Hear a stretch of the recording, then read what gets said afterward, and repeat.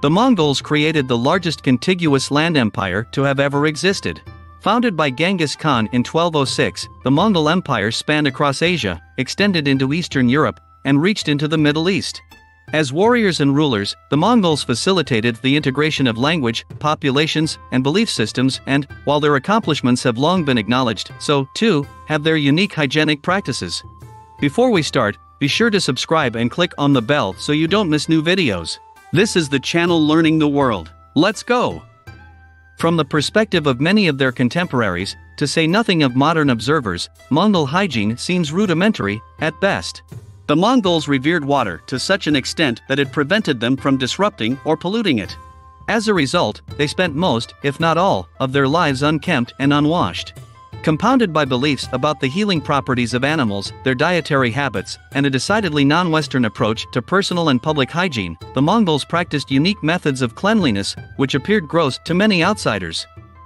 As a common infliction among the Mongols, gout was treated by sticking the affected body part in a deceased animal or person.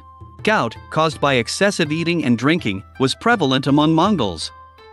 While in the Golden Horde, 14th century traveler Ibn Battuta visited the home of a sultan's daughter whose husband was suffering from gout, and was unable for this reason to go about on his feet or to ride a horse, and so used to ride only in a wagon. This disease is widespread among the Mongol.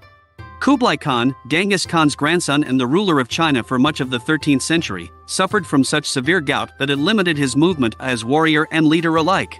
To treat gout, Mongols were advised to stick their feet in the chest of a dead horse. Horses weren't the only option, however. In lieu of a horse, one medicine man in the Caucasus told Sul, a Mongolian general, to find a red-haired child and stick his foot into his or her abdomen. Sul tried this technique on 30 children. In the end, his pain didn't subside and he ended the doctor and fed his entrails to dogs. The Mongols put water in their mouths before using it to wash their hair. Franciscan missionary William of Rubruck journeyed throughout the Mongol Empire during the 1250s, recording his travels. Rubruck described Mongol hairstyles, noting that men shaved sections atop their heads, along their temples and necks, and across the forehead as far as the crown of the head. The long hair on the sides of their head was then fashioned into braids. Similarly, women shaved the fronts of their heads upon marrying and grew the rest of their hair long. Rubruck continued, when they want to wash their hands or head, they fill their mouths with water, which they let trickle onto their hands, and in this way they also wet their hair and wash their heads. Mongols venerated water, never wanting to offend it, which dictated how they washed their hair. According to sources contemporary to the Mongols, Genghis Khan dictated that if any water touched a person's face and then went back into the water source, they were to be executed. So it may be fair to presume that the process was designed to prevent the Mongols from spilling water back into the source. Mongols had a retainer or servant to suck out blood from arrow wounds. As avid archers, the Mongols were prone to arrow wounds. Genghis Khan was hurt on several occasions, saved by the efforts of the dedicated men who sucked blood from his wounds. According to the 13th century work, The Secret History of the Mongols, when Genghis Khan suffered a neck laceration that bled uncontrollably, his retainer Jelm sucked out blood, which he swallowed or spat out. When the Khan asked for something to drink, Jelm went to find kumis, fermented milk, and water, which he gave to Genghis Khan, presumably preventing dehydration after having spent his night deterring dangerous blood clots. Persian physician and historian Rashid al-Din, died in 1318, recorded a statement he attributed to the Khan. Genghis Khan was supposed to have said the blood-sucking exercise brought back the spark of life which had departed, and he could move again. Under no circumstances could a Mongol urinate in a body of water. Water was sacred to the Mongols and disrupting or polluting it was a punishable offense. Washing clothes was prohibited, and washing one's body or hands during the spring or summer was also prohibited out of fear of thunderstorms. However, one of the worst offenses was if a person released their bodily fluids into a stream, river, or comparable body of water. Genghis Khan gave legal status to many previously religious taboos, and the Mongols strictly forbid urination in flowing water or in a dwelling, fearful of offending spirits. If a person intentionally urinated in either, they received capital punishment. In the event of an accidental urination, Mongols were heavily fined and the payment was given to cleanse the offended party's home and possessions. But until that cleansing took place, no one dare enter the dwelling or take anything from it. Mongols punished anyone who washed their clothes. According to the Yasa, a collection of rules articulated by Genghis Khan, Mongols were forbidden from washing clothes in running water. Some scholars interpret the mandate to only apply during thunderstorms, but William of Rubruck thought it was out of fear that washing their clothes caused thunderstorms. "They never wash clothes," Rubruck wrote, "for they say that God would be angered thereat, and that it would thunder if they hung them up to dry.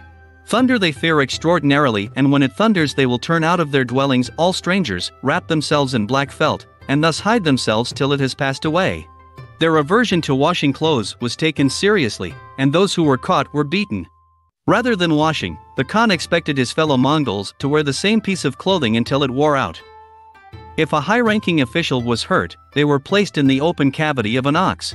When Mongols attacked Xiang in 1274 in their efforts against the Song dynasty, one of the warriors was struck by a projectile, hurting his shoulder. After he was again hit with an arrow, Bayan, one of Kublai Khan's most trusted commanders, ordered that one cut open the belly of a water buffalo and put him in the inside of it. After a good while, then, he revived. Water buffalo and oxen alike were used because the bodies provided life-saving warmth. The importance of herding animals to Mongols also indicates that the practice was most likely reserved for men of elite status. Dirty hands and dirty clothes were the norm among Mongols. The Mongols didn't wash much of anything. When they ate, their hands were reportedly covered with grease, fat, dirt, and meat, all of which they wiped on their clothes, which were also rarely clean. The animal fat smeared on their garments, however, helped protect Mongols from the elements along the steppes of Central Asia.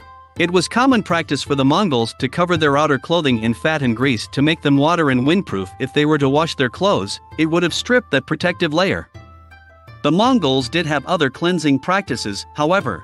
William of Rubruck recounted, "All things which are sent to the court they take between fires, and for this they retain a certain portion of them. They also cleanse all the bedding of deceased persons by taking them between fires. For when anyone perishes, they put aside all that belongs to him, and they are not allowed to the other people of the Ordu until they have been purified by fires." Fire was, for Mongols, an intermediary between heaven and earth, one that prepared their food, warmed their dwellings, and, ultimately, cleansed all things of harmful elements. When Friar John of Pin de Carpine visited the court of Kuyu Khan during the 1240s, he was told, "Fear not, we only make you pass between these two fires lest perchance you think something injurious to our Lord, or if you carry some poison, for the fire will remove all harm." Mongols were aware of contagion and quarantined the sick. Though the Mongols did not understand germ theory or how disease worked, they understood contamination and the importance of keeping outsiders at bay during a time of illness. According to William of Rubruck, if a member of the great household or Ordu took ill, the Mongols place guards all round the Ordu, who permit no one to pass those bounds. For they fear lest an evil spirit or some wind should come with those who enter. They call, however, their priests, who are these same soothsayers. While they associated illness with spiritual disorder, the Mongols also sought to separate themselves from being tainted by whatever the afflicted individual had done to bring on their disease. That said, they also understood that sending disease-ridden bodies into a besieged city would bring about illness and destruction. When the Mongols seized Kaffa in 1346, they hurled mountains of the dead, according to chronicler Gabriel de Musis. As a result, the whole of the air inside Kaffa was infected and the water poisoned by the corrupt putridity of the corpses, and so great became the stench that hardly 1 out of 1,000 remained to try to flee the Mongol army. Spitting out a piece of food could cause your demise. The Mongols believed that choking during a meal was caused by some sort of demon, one that needed to be wiped out. If an individual choked on a piece of food and spit it out, the offense was twofold. Not only did the person waste food, but he also polluted the dwelling within which he ate. According to John of Pin del Carpine, if anyone takes a morsel and, unable to swallow it, spits it out of his mouth, a hole is made under the dwelling and he is dragged out by that hole and without any mercy put to death. A 14th century Chinese dietary and nutritional manual written by Hu Sihui offers a different take on spitting. Written during China's Mongol era, the Yuan dynasty, Hu Sihui Xinshan Zhangyao says, "It is better to spit short distances than long distances. It is better not to spit at all than spitting short distances." This distinction may imply that there were different forms of spitting and maybe different forms of punishment for each. The Mongols found unique ways to preserve perishable meats and horse milk. According to French chronicler Jean de Gennevilliers, the Mongols tenderized and cooked pieces of raw meat by putting them under their saddles. While this may not have been completely true, and done instead to soothe saddle sores on their horses, the Mongols undoubtedly ate a lot of meat. Mongols ate mutton and lamb, although they were also known to consume horse meat alongside the flesh of dogs, wolves, rodents, and, when there was no other option, humans. Contrary to claims that Mongols ate raw meat, they often boiled it to preserve its spiritual properties. It was only in times of desperation that they would eat something uncooked. When the meat was cooked, they rinsed out the dish in which they are about to put it with some of the boiling broth from the kettle, which they pour back into it. This was also the closest the Mongols came to washing their dishes. Kumis, or fermented mare milk, was a staple in the Mongol diet. By fermenting the milk, it became alcoholic, something that corresponded with John of Pien del Carpine's description of drunkenness as an honorable thing among the Mongols. Mongols customarily shared a single cup. There was a fear of potions that pervaded Mongol society, so much so that Genghis Khan addressed it in the Yasa, his de facto code of law. No food was supposed to be consumed until the person presenting it ate first, a precaution to make sure it was safe. Genghis Khan had reason to be concerned about poison, especially since his father perished as a result of eating tainted food given to him by his enemies. When John of Pien del Carpine visited the court of Kuyub Khan during the 1240s, he was purified by fire to make sure he wasn't carrying toxic substances. This paranoia about poison also extended to drinking practices. Chinese observers noted that at Mongol feasts, a single bowl or cup was passed around so everyone could drink out of it. From what William of Rupruck describes, the practice, though needed for precautionary measures, was also somewhat fun. During one celebration, he witnessed a playful exchange. One takes a full cup, and two others Mongols are on his right and left, and thus these three come singing and dancing towards him who is to take the cup, and they sing and dance before him. When he holds out his hand to take the cup, they quickly draw it back, and then again they come back as before, and so they elude him 3 or 4 times by drawing away the cup, till he hath become well excited and is in good appetite, and then they give him the cup, and while he drinks they sing and clap their hands and strike with their feet. Mongols didn't feel the need to relieve themselves away from the group. 2 things troubled William of Rupruck when he visited the Mongols. The first was the language barrier, which prevented him from effectively preaching Christianity. The second, however, was how closely to him the Mongols emptied their bowels. On one occasion, Rupruck's Mongolian companions were seized with a desire to void their stomachs. They did not go away from us farther than one can throw a bean. They did their filthiness right beside us while talking together, and much more they did which was vexatious beyond measure. Mongols were not allowed to eat animals struck by lightning. The Mongols had only one prohibition when it came to eating meat. They could eat animals of all kinds, foxes, wolves, rats, and even their horses, but if an animal was struck by a bolt of lightning, it was rendered inedible. The Mongols were terrified of thunderstorms. Lightning and thunder alike were the signs of punishment brought on by angry spirits. Storms along the Central Asian steppe could be dangerous, a fact noted by John of Pien del Carpine, validating the Mongol fear.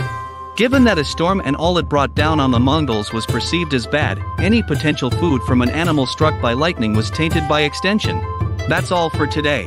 If you liked the video, put a like and don't forget to subscribe. Bye everyone.